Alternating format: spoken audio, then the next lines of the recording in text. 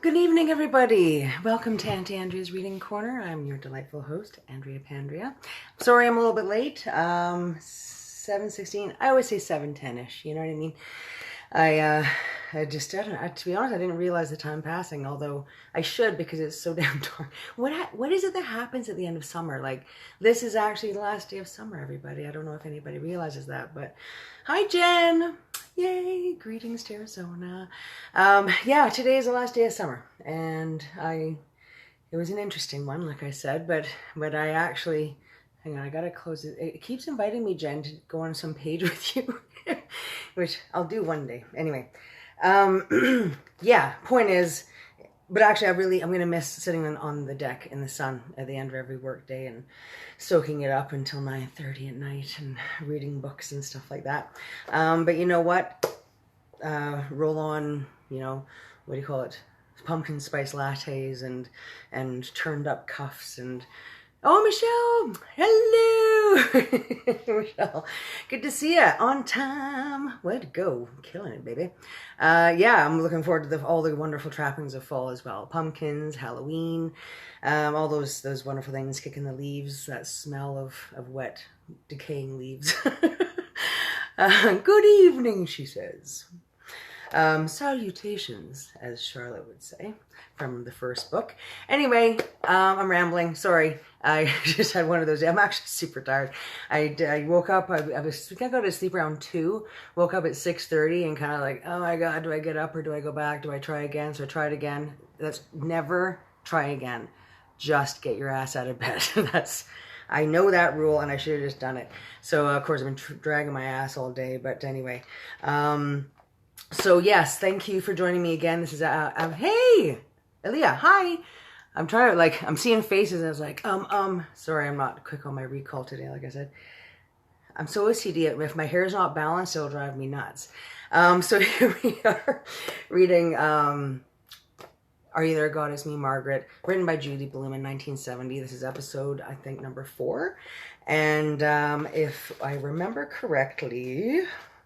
Oh, right. I had to rush at the end of that last one because the fire department and the ambulances were descending on my building. You know, it's funny. I remember I was kind of, what is that for me? It's like my spidey senses tingle and I just know that it's for my building.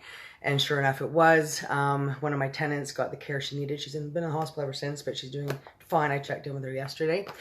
And so that's what that was all about. Never a dull moment over at Oxford Manor. Anyway, so yeah, at the end there, they had just finished the Christmas pageant, and Margaret's mother said that they got home, that she had a letter.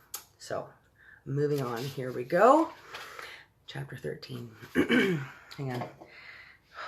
Just a little bit of juice. I didn't have time to put it in a glass. Wet my whistle?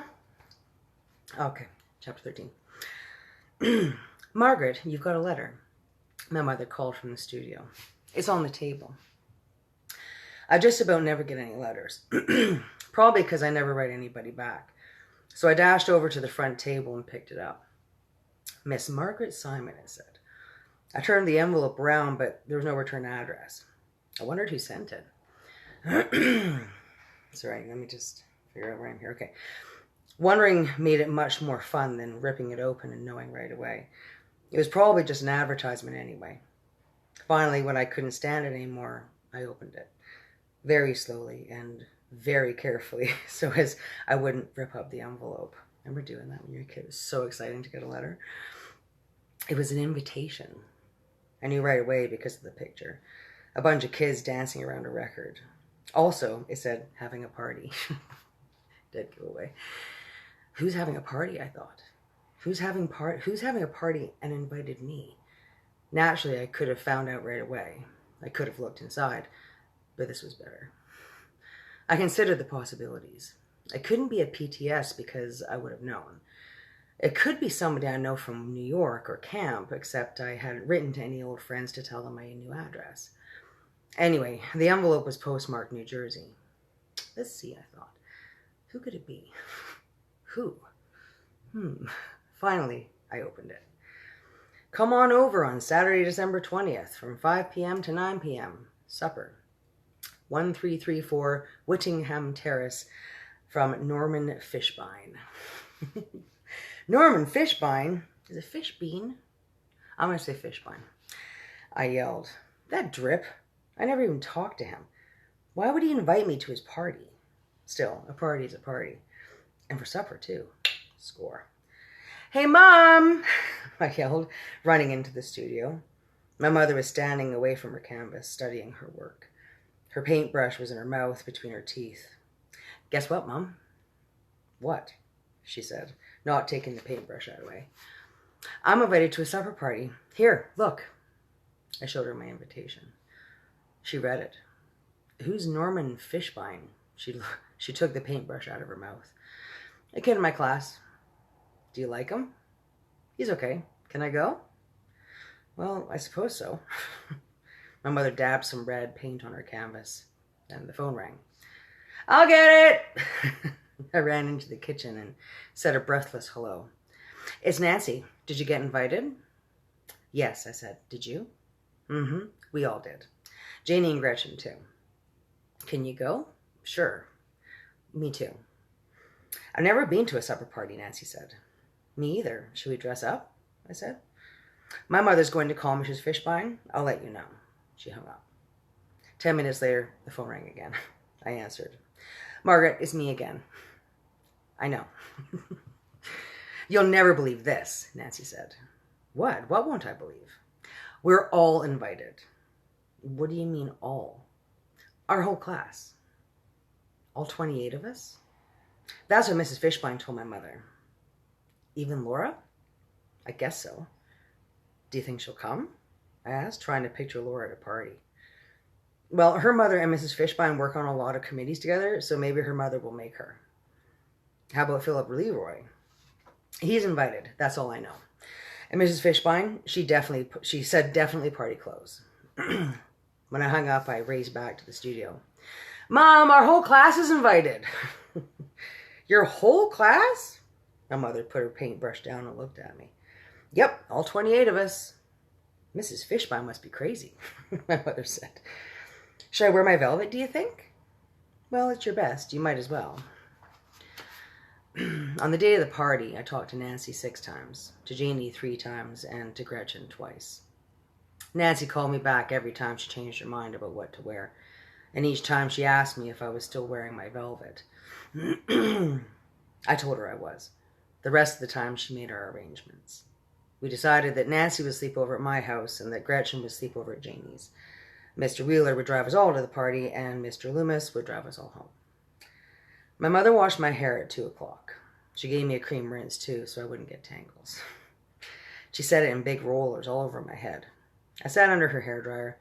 Then she filed my nails down with an emery board instead of just cutting them like usual. My velvet dress was already laid out on my bed, along with my new underwear, party shoes, and tights. My new underwear was not the ordinary cotton kind. It was nylon, trimmed with lace around the edges. The year was 1970. It was supposed to be one of my December tradition gifts. All afternoon, I kept thinking that maybe Norman Fishbein wasn't such a trip. After my bath, I was supposed to go to my room and rest, so I'd be in good shape for the party. I can honestly say I don't think my mom ever said, go rest before a party. But anyway, New York for you. I went to my room and closed my door, only I didn't feel like resting. What I did was move my desk chair in front of my dresser mirror. Then I stood on the chair and took off my robe. I stood naked in front of the mirror. I was starting to get some hairs. I turned around and studied myself sideways. Then I got off the chair and moved in closer to the mirror. I stood back up on it and looked again. My head looked funny with all those rollers. The rest of me looked the same. Hey there, God? It's me, Margaret. I hate to remind you, God. I mean, I know you're busy, but it's already December and I'm not growing. At least I don't see any real difference. Isn't it time, God? Don't you think I've waited patiently? Please help me. I hopped off the chair and sat down on the edge of my bed, putting on my clean underwear and tights. Then I stood in front of the mirror again. I didn't look at myself for very long this time. I went into the bathroom and opened the bottom cabinet. There was a whole box of cotton balls. Sterile until opened, the package said. I reached in and grabbed a few. My heart was pounding, which seemed stupid because what was I so afraid of anyway? I mean, if my mother saw me grab some cotton balls, she wouldn't say anything. I use them all the time. To put calamine on my summer mosquito bites, or to clean off cuts and bruises, to put on my face lotion at night. But my heart kept pounding anyway because I knew what I was going to do with those cotton balls. I tiptoed back to my room and closed the door. I stepped into my closet and stood in one corner. I shoved 3 cotton balls into each side of my bra. Well, so what if I was cheating? Probably other girls did it too.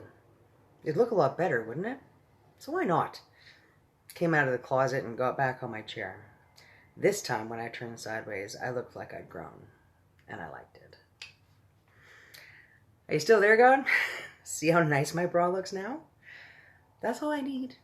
Just a little help. I'm really good around the house, God. I'll clear the table every night for a month at least. Please, God, help me. Chapter 14. Hey, Will. Hi, honey. How are you? Later, my mother brushed my hair. It came out just right, except for one piece on the left that turned the wrong way. My mother said that piece made it look very natural. That's what my mother would say. My mother and father smiled at me a lot while I was waiting for Nancy's father to pick me up. I smiled back. It was like we all knew some special secret. Only I knew they didn't know my special secret. Hi, Marie. Hey, how you doing? Greetings to Ontario. My mother and father, it was like we all knew some special secret. Only I know they didn't know my special secret. At least they didn't say anything dumb like, "Doesn't she look sweet? Going to her first supper party." I'd have died. Mr. Wheeler tooted his horn at 5:15. My mother kissed me goodbye, and my father waved from his chair. "Have fun," he called. The 4 PTSs squeezed into the backseat of the Wheeler car, not the station wagon. Nancy's father told us it was silly to sit like that, and besides, it made him feel like a hired chauffeur. But all we did was giggle. Janie got her hair cut without telling us she was going to. She said she didn't know it herself until that afternoon when her mother took her to the beauty parlor and had a private talk with Mr. Aunty. Then Mr. Aunty started clipping away, and, well, next thing she knew, she had this new haircut. She looked like an elf. It did a lot for her. And for a minute, I thought about how I would look with the same haircut. But then I remembered how long I'd been suffering to let my hair grow. I decided it would be stupid to cut it all off at this juncture. When we got to the party, Norman's mother opened the door for us. She was very tall and thin, with a face like Norman's. I remembered her from the PTA square dance. Tonight, she wasn't dressed like a farmer. She had on black velvet pants and some kind of top that looked like it had diamonds and rubies all over it. "Good evening, Mrs. Fishbone," Nancy said in a voice I'd never heard. "Please, meet my friend Margaret Simon." Mrs. Fishbone smiled at me and said, "Glad to meet you, Margaret." Then she took our coats away and handed them to a maid who carried them up the stairs. "My, you all look so pretty," Mrs. Fishbone said. "Everyone's downstairs. Nancy, you know the way." I followed Nancy past the living room. The furniture was all very modern. The chairs looked like carved-out boxes, and the tables were all glass. Everything was beige. In Nancy's house, the furniture all has lion's paws for feet, and there are a million colors. In my house, the living room is carpeted, but empty. My mother's trying to decide what kind of stuff she wants. It's the first time I've tuned in. Hearing and seeing you in person is amazing. I can't stay for the whole reading as we're 3 hours ahead, but I'm loving what I'm reading. Well, do you know what? You can check, just go to my, let me think. Go to albums. No. Picked photos, albums, and videos. They're all there. Every video I've ever done, so you can watch anytime you want. I'm so glad to see you here, though. It's so great to see you. Oh, anyway. "My, you all look so pretty," Mrs. Fishman said. "Everyone's downstairs, Nancy. You know the way." I followed Nancy past the living room. The furniture was all very modern. The chairs looked like carved-out boxes, and the tables were all glass. Everything was beige. In Nancy's house, the furniture all has lion's paws for feet, and there are a million colors. In my house, the living room was carpeted, but empty. Sam, hi, honey. My mother is trying to decide what kind of stuff she wants. Norman's house was pretty big, because I had to follow Nancy through at least 4 more rooms before we got to a door leading downstairs. It looked like most of my class was already there, including Laura Danker, who I thought looked gorgeous in a soft pink dress with her hair all loose, kind of hanging in her face. Props, Laura. The boys had on sports jackets and some wore ties. Philip Leroy had on a tie the first time I saw him, but a few minutes later the tie was gone and his shirt was unbuttoned around his neck. Soon after that, not one boy had their jacket on. They were all in a big heap in the corner. Mostly the girls stayed on one side of the room, and the boys on the other. As soon as everyone was there, Mrs. Fishbein brought out the food. All kinds of sandwiches, and a big dish of cut-up hot dogs and beans. Classy. I took some of that and some potato salad and sat down at a table with Janie, Nancy, and Gretchen. There were 6 little tables, so practically everyone had a place to sit. As soon as we were all served, Mrs. Fishbein and the maid went back upstairs. I'm not sure who started blowing the mustard through a straw up at the ceiling. I only know that I saw Philip Leroy yell, "Watch this, Freddie!" as he aimed with his straw. I saw the mustard fly up and make a yellow splotch on the white ceiling. Mrs. Fishbein didn't come downstairs again until dessert time. At first, she didn't see the ceiling, but she did see the mess on the buffet table. When she looked up, she sucked in her breath, and the room got very quiet. "What is that on my ceiling?" she asked Norman. "Mustard," Norman replied. "I see," Mrs. Fishbein replied. That was all that she said, but she looked at every one of us with an "I don't know why your parents never taught you any manners" look. Then Mrs. Fishbein stood close to our table and said, "I'm sure these girls aren't responsible for this mess." We smiled at her, but Philip Leroy stuck out his tongue at us. He sounds like an asshole. "Now I'm going upstairs to get your dessert," Mrs. Fishbein said, "and I expect you to behave like ladies and gentlemen." Dessert was tiny cupcakes in all different colors. I ate 2 chocolate ones before Freddie Barnett came over to our table.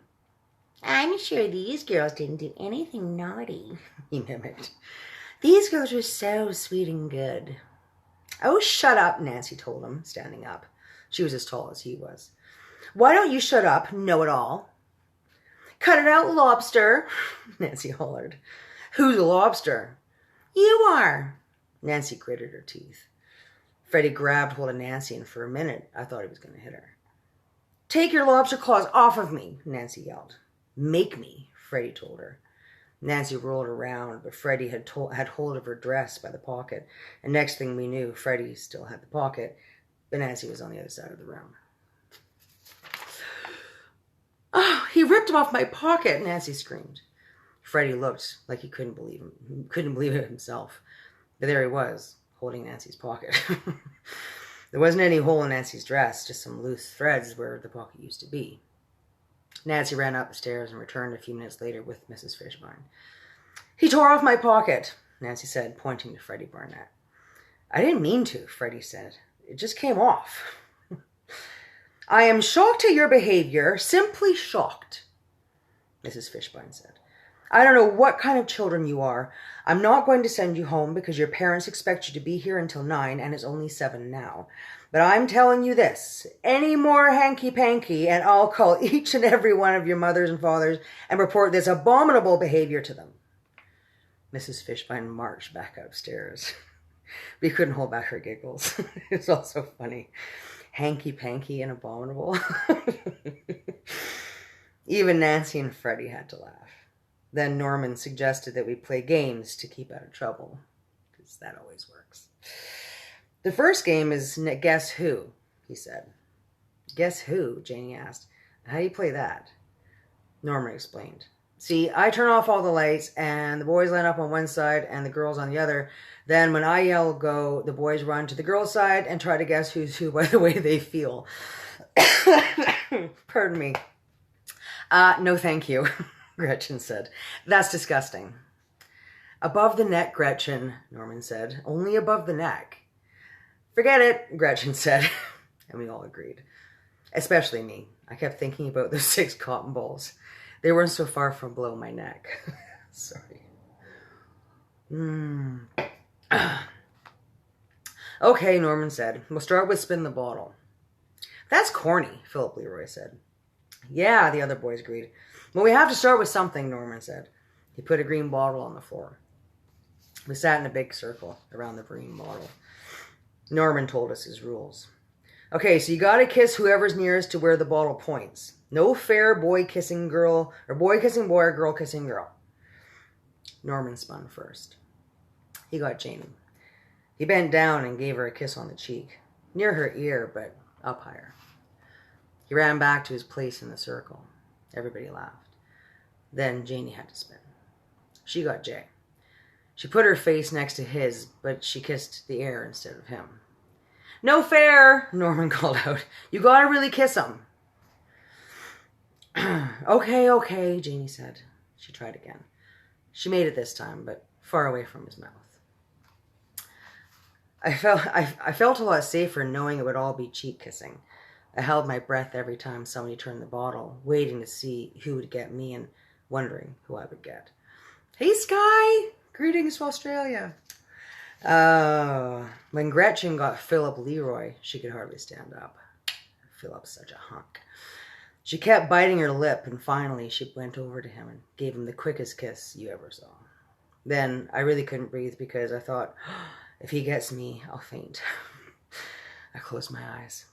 When I opened them, I saw the bottle pointing straight at Laura Danker. She looked down, and when Philip bent to kiss her, I think all he got was her forehead and some loose hair. Hey, Ricky. Good to see you, babe. That's when Jay said, this is really stupid. Let's play 2 minutes in the closet. What's that? Norman asked. Jay explained. We all get a number, and then somebody starts by calling, like, number 6, and those two go into the closet for 2 minutes, and, well, you know. We don't have a closet down here, Norman said. Yeah, but we have a bathroom. Norman didn't waste any time getting some paper and pencils. He scribbled the numbers on a big sheet of paper. Odd ones for the boys, even ones for the girls. Then he tore each number off and put first the evens, then the odds in his father's hat. We all picked. I got number 12. I was half scared and half excited, and I wished I'd been experimenting like Nancy was. Nancy would know what to do with a boy in the dark. But what did I know? I don't know nothing. Norman said he'd go first because it was his party. No one argued. He stood up and cleared his throat. Number 16, he said. Gretchen squealed and jumped up. Bye-bye, you two, Nancy said. Don't be long. Long? They were back in 3 seconds. Hey, I thought you had to be there for 2 minutes, Philip Leroy called. Well, 2 minutes is as long as you can stay, Norman said. But you don't have to stay that long if you don't want to. Gretchen called number 3, which was Freddie Barnett, and I hoped I'd remember to never call number 3. Then Freddie called number 14 and got Laura Danker. We all giggled. I wondered how he would kiss her because I didn't think he could reach her face unless he stood up on something. Maybe he'll stand on the toilet seat, I thought. And then I couldn't stop laughing at all. When they came out of the bathroom, Laura's face was as red as Freddie's, and I thought that was pretty funny for a girl who goes behind the A&P with the boys. Maybe she doesn't. Laura called her number very softly. 7, she said. Philip Leroy stood up and smiled at the boys. He pushed his hair off his face and walked to the bathroom with his hands stuffed in his pockets. I kept thinking that if he really liked her, he'd call her number back and the two of them would be in the bathroom together for the rest of the party. When they came out, Philip was still smiling, but Laura wasn't. Nancy poked me and gave me her knowing look. I was so busy watching Laura that I didn't hear Philip call number 12. Who's 12? Philip asked. Somebody must be 12. Did you say 12? That's me. Well, come on, Margaret. I stood up, knowing I'd never be able to make it across the recreation room to the bathroom, where Philip Leroy was waiting to kiss me. I saw Great Janie, Gretchen, and Nancy smiling at me. I saw, oh yeah, but I couldn't smile back. I don't know how I got to the bathroom. All I know is I stepped in and Philip shut the door. It was hard to see anything.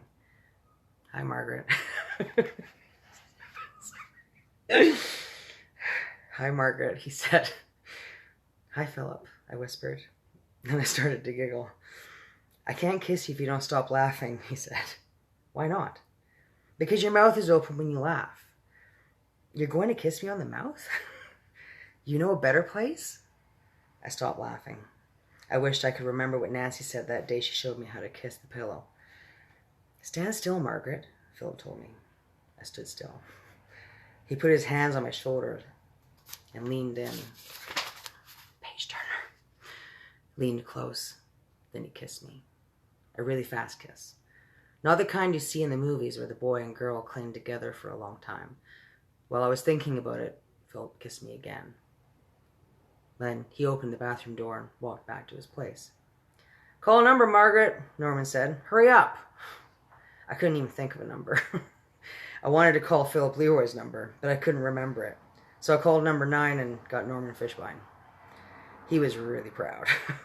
Like I'd picked him on purpose. Ha! He practically ran to the bathroom. After he closed the door, he said, I really like you, Margaret. How do you want me to kiss you? Oh, what a sweetheart. On the cheek and fast, I said. He did it just that way, and I quickly opened the door and walked away from the bathroom, and that was it. Later, at my house, Nancy told me she thought I was the luckiest girl in the world, and maybe it was fate that brought me and Philip Leroy together. Did he kiss good? She asked. Pretty good, I said. How many times? She asked. About 5. I lost count, I told her. Did he say anything? Nothing much. Do you still like him? Of course. Me too. Night, Nancy. Good night, Margaret. Chapter 15. I went to Christmas Eve services with the Wheelers sorry, Ricky's guy. Oh, sorry, you're late. Oh, don't worry, babe. You can be late as you want. No problem. I'm just glad you're here. I went to the Christmas Eve services with the Wheelers at the United Methodist Church of Farbrook. Hang on. I asked Nancy if I had to meet the minister. Are you kidding? She said. The place will be mobbed. Doesn't even know my name. I relaxed after that and enjoyed most of the service, especially since there wasn't any sermon. The choir sang for 45 minutes instead. I got home close to midnight. I was so tired my parents didn't even question me. I fell into bed without brushing my teeth. You there, God? It's me, Margaret. I just came home from church. I loved the choir. The songs were so beautiful. Still, I didn't really feel you, God. I'm more confused than ever. I'm trying hard to understand, but I wish you'd help me a little. If only you could give me a hint, God. Which religion should I be? Sometimes I wish I'd been born one way or the other. Grandma came back from her cruise in time to pack up and head for Florida. She said New York had nothing to offer since I was gone. She sent me 2 postcards a week, called every Friday night, and promised to be home for Easter. Our phone conversations were always the same. I talked first. Hello, Grandma. Yeah, I'm fine. They're fine. School's fine. I miss you too. Then my father talked. Hello, Mother. Yes, we're fine. How's the weather down there? Well, it's bound to come out sooner or later. That's why they call it the Sunshine State. Then my mother talked. Hello, Sylvia. Yes, Margaret's really fine. Of course, I'm sure. Okay, you take care too. Lots of love there. Then I talked a second time. Bye, Grandma. See you soon. During the second week of January, Mr. Benedict announced that the 6th grade girls were going to see a movie on Friday afternoon. The 6th grade boys were not going to see that movie. At that time, they would have a discussion with the boys' gym teacher from the junior high. Nancy passed me a note. It said, "Here we go. The big deal sex movie." When I asked her about it, she told me the PTA sponsored it, and it's called What Every Girl Should Know. My mom, she left me the book. It was called, true story, it's called the What's Happening to My Body book for girls. And she gave my brother the What's Happening to My Body book for boys. Left them on the bed. That was the sex talk that we had. Anyway, I digress. When I went home, I told my mother, we're going to see a movie in school on Friday. I know, my mother said. I got a letter from the mail. It's about menstruation. I already know all about that. Well, I know you know, my mother said. But it's important for all girls to see it in case their mothers haven't told them the facts. Oh. On Friday morning, there was a lot of giggling. Finally, at 2 o'clock, the girls lined up and went to the auditorium. We took up the first 3 rows of seats. There's a lady on the stage, dressed in a gray suit. She had a big behind. Not that there's anything wrong with that, by the way. Also, she wore a hat. Hello, girls, she said. She clutched a hanky, which she waved at us sometimes. I'm here today to tell you about what every girl should know, brought to you by as a courtesy of the private lady company. We'll talk some more after the film. Her voice was smooth like a radio announcer. Then the lights went out and we saw the movie. The narrator of the film pronounced it menstruation. Remember, the voice said, it's menstruation. Gretchen, who was next to me, gave me a kick, and I kicked Nancy on the other side. We held our hands over our mouths so we wouldn't laugh. The film told us about the ovaries and explained why girls menstruate. But it didn't tell us how it feels, pardon me, except to say that it is not painful, which we already knew. Also, it didn't really show a girl getting it. It just said how wonderful nature was and how we would soon become women and all that nonsense. After the film, the lady in the gray suit asked if there were any questions. Nancy raised her hand, and when Gray Suit called on her, Nancy said, how about Tampax? Gray Suit coughed into her hanky and said, we don't advise internal protection until you are considerably older. Then Gray Suit came down from the stage and passed out booklets called What Every Girl Should Know. The booklet recommended that we use private lady sanitary supplies. It was like one big commercial. I made a mental note never to buy private lady things when and if I ever needed them. Good call. For days after that, whenever I looked at Gretchen, Janie, or Nancy, we pretend to be saying menstruation. We laughed a lot. Mr. Benedict told us we'd have to settle down since we had a lot to learn before we'd be ready for 7th grade. 1 week later, Gretchen got it. We had a special PTS meeting that afternoon. I got it last night. Can you tell? She asked us. Oh, Gretchen, you're so lucky, Nancy shrieked. I was sure I'd be first. I've got more than you. Fucking bitch. Well, that doesn't mean much, Gretchen said knowingly. How did it happen? I asked. Well, I was sitting there eating my supper when I felt like something was dripping from me. Go on, Nancy said. Well, I ran to the bathroom, and when I saw what it was, I called my mother. And? I said. Well, she yelled that she was eating. And? Janie said. Well, I yelled back that it was important. So, Nancy prompted. So, she came and I showed her, Gretchen said. Then what? Janie asked. Well, she didn't have any stuff in the house. She used Tampax herself, so she had to call the drugstore and order some pads. What'd you do in the meantime? Janie asked. Well, I kept a little washcloth in my pants, Gretchen said. Oh, you didn't, Nancy said, laughing. Well, I had to, Gretchen said. Okay, so then what? I said. Well, in about a half hour, the stuff came from the drugstore. Then what? Nancy asked. My mother showed me how to attach the pad to your underpants. You know. Nancy was mad. Look, Gretchen, did we or did we not make a deal to tell each other absolutely everything about getting it? I'm telling you, aren't I? Gretchen said. Well, not enough, Nancy said. What did it feel like? Mostly I didn't feel anything. Sometimes it feels like it's dripping. It doesn't hurt coming out, but I had some cramps last night. Bad ones? Janie asked. Not bad, just different, Gretchen said. Lower down, across my back. Does it make you feel older? I asked. Naturally, Gretchen answered. My mother said, now I'll really have to watch what I eat because I've gained too much weight this year. Poor Gretchen. And she said to wash my face well from now on with soap. And that's it, Nancy said. That's the whole story. I'm sorry if I've disappointed you, Nancy. But really, that's all there is to tell. Oh, one more thing I forgot. My mother said I may not get it every month yet. Sometimes apparently it takes a while to get it regular. Are you using that private lady stuff, I asked? No, the drugstore sent teenage softies. No, the drugstore... Oh, yeah, sorry. Well, I guess I'll be next, Nancy said. Of course. Janie and I looked at each other. We guessed so, too. When I went home, I told my mother. Gretchen Potter got her period. Did she really? My mother said. Yeah, I said. Well, I guess you'll begin soon, too. How old were you, Mom, when you got it?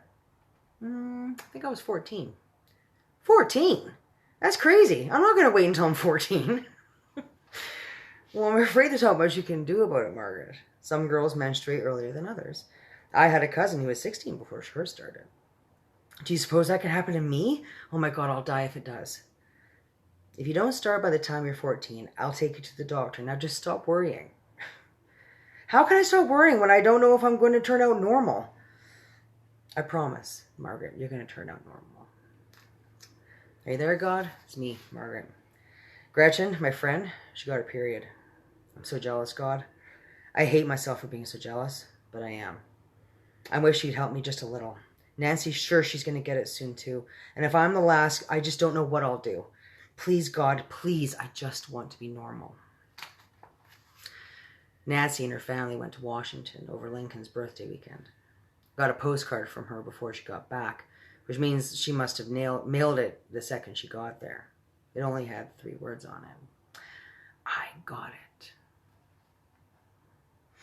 I ripped the card into tiny shreds and ran to my room. There was something wrong with me. I just knew it. And there wasn't a thing I could do about it. I flopped onto my bed and I cried. Next week, Nancy would want to tell me all about her period and about how grown up she was. Well, I didn't want to hear good news. Are you there, God? It's me, Margaret. Life is getting worse every day. I'm going to be the only one who doesn't get it. I just know it, God. Just like I'm the only one without a religion. Why can't you help me? Haven't I always done what you wanted? Please, please, God, let me be like everyone else. And that is where I'm going to stop. I was going to talk a little bit about that, because it's so funny how, anyway, I don't think I will. I'm going to save it for the end of the book because there's a big point that I want to make. Someone actually reached out to me the other day, someone I went to school with. I imagine that they reached out because of this book reading. And they were asking me about why they were treated differently when we were kids. And like I said, I don't want to get into it right now because I wanted to give it some thought, and I do have some thoughts that I want to share. And it is kind of a good time because of what she said there. In a nutshell, though, actually what I want to say to anybody who felt that they didn't fit in, when you're kids, everybody wants to fit in. You know what I mean? Everyone wants to be a part of the group. Everyone wants to be accepted. Everyone wants to be like everybody else. And, I mean, of course, there's exceptions. And inside us all, we want to be ourselves. But there's this incredible pressure that we put on ourselves because we're so insecure. We don't know really who we are. We have a clue, but we're not sure. So it makes sense to be like everyone else because it's comforting to do that. Well, I think what happens is, and I'll talk long and hard about this today, I think what happens is when there's people who don't want to conform, who don't look to conform, who dress the way they want to dress and act the way they want to act, and march to the beat of their own drum when you're that young, I think what happens is the other kids, it's not that they outcast you, it's that they don't understand that. They don't understand. They're so led by being a part of being like everyone else, that they don't understand the way of thinking of being themselves, being yourself. In short, it takes immense strength to be yourself at that age. It takes a strong person to be able to do that under such incredible pressure at that age. So all I can say, I'm no child psychologist. I don't have the answers, but you did ask for my perspective, and that's my perspective. I say hats off to you because, yeah, maybe you didn't fit in, and maybe people were afraid of you because they didn't understand. But to your credit, honestly, thank God we all figure it out as we get older. And I would never hesitate to have a cup of coffee with you now. So thanks for reaching out to me. I'm glad. I hope that gives a little bit of perspective. Thank you all for joining me. And like I said, at the end of the book, I'm probably going to open it up. I want to talk. I'd like to actually have, open it up and have a conversation that people, I just hit the nail on the head. Yeah, right? I don't know. Like, it just kind of hit me today. I was actually bawling today thinking about it. Because, I'll cry thinking about it now. For someone to reach out to me. For someone to reach out to me. All these years later. And ask me if I know why they were treated differently then. And I liked this person then. So it just broke my heart to think that someone has carried that for like 35 years. So that's all I want to say right now. Sorry, I'm crying, but it just broke my heart. And I really hope that you are rocking it now because you're awesome. You're funny. You do march the beat your own drum. You always have. And fuck yeah, brother. I'm glad you do. So, love you. Love you all. Have a good night. Sorry, guys. Anyway, have a great night. Take care of yourselves. Take care of each other. And I will see you on Thursday. Good night.